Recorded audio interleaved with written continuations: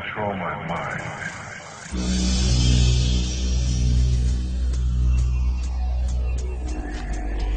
The second, and perhaps the most important tool that is used to keep people in check and prevent them from ever becoming truly aware, is television. Television is the greatest and most all-pervasive hypnotist and propaganda tool ever conceived. TV teaches people what to think, but not how to think. And TV has given modern humans an utterly false perception of society, of the world, and of each other. Through TV, the power elite have succeeded in creating a distracted, misinformed, divided and class-driven society suffering historical amnesia and completely oblivious to the true realities of their surroundings. And all of these people view themselves as truly informed and are very quick to berate and ridicule anyone who offers them an alternate perspective. Subsequently, through the ideas put into their heads by TV and through a TV-driven obsession with the collecting of meaningless trinkets, fashions and possessions that the TV tells them defines who they are as people, the power elite have also managed to rob most of the common man of their wealth, their lands, their skills, their education and their history. But most importantly, it has robbed people of their ability to think critically and objectively. And that is exactly what television was designed to do and exactly why it was invented. Every television set is also specifically designed to emit alpha waves. These can be clearly seen as a series of horizontal lines that run across the screen from top to bottom at regular intervals when using a camera to film an operating TV set, but they cannot be detected by the naked eye. These regular lines are not simply a normal part of the functioning of your picture tube. They are there for a particular reason, and they travel across the screen at a predetermined and very specific pace. How often have you seen someone sit at a TV and say, "I don't like this program," and yet they sit there and watch it anyway? How often have you done it yourself? It is because these horizontal lines are there to generate these hypnotic alpha waves. Alpha waves place you into a trance-like state as you are told what to think by scripted newsreaders, and told what to buy, what to wear, where to go, and always kept otherwise distracted by sport, meaningless celebrity gossip, and a barrage of sex and entertainment, nowadays ever more frequently punctuated by messages of fear and warnings of imminent terror. These alpha waves produced by your TV set affect your electrical field even if you are not watching it. The TV merely has to be on.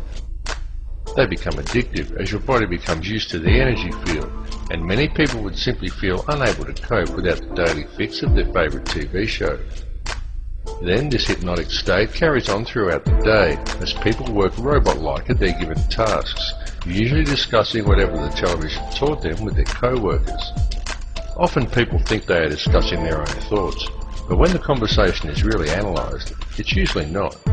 It's about what show they watched last night, or sport, or something they learned from the Discovery Channel, their feelings towards the opposite sex, or perhaps something like the war on terror. And whether they realise it or not, what they are talking about, and 98% of what they think they know about anything at all, has been taught to them by the television, or by print media that is wholly owned and controlled by the very same 6 people who own all the TV stations. That's right, 6 people.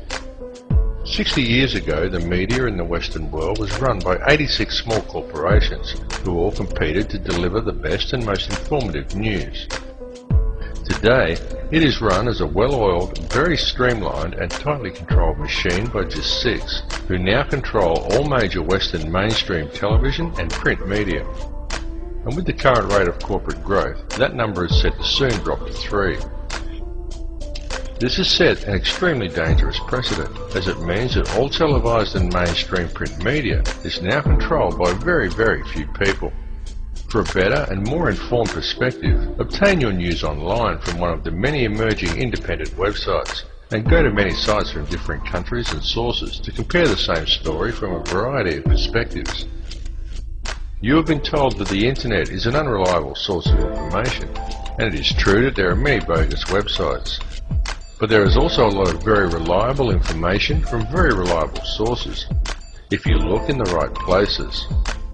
And remember, the ones who are telling you the thousands of independent websites who have opposing views to the mainstream shouldn't be trusted, number only 6, It is just that it is those 6 who control all major media. So those 6 are able to control most of what information gets to the general public and how such information is presented.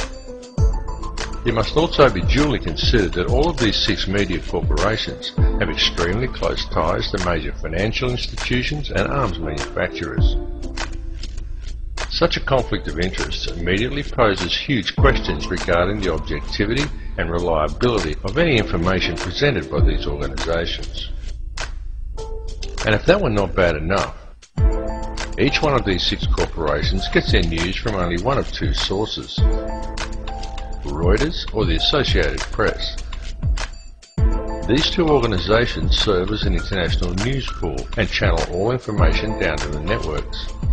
Only Reuters actually owns the Associated Press, and Reuters itself is wholly owned by the Rothschilds. This is why there is never any negative press about the World Bank or the international banking cartels reported to the people by the mainstream media. It is why the majority of people have no idea about Codex Alimentarius or the real effects of fluoride, and simply do not know how the world and its corrupt money system is really run. There's a method to their madness. There's really not much method to yours, because you're operating from a place of ignorance. You don't even recognize half the weapons that they use against you. And some of them seem so insignificant that you don't even try.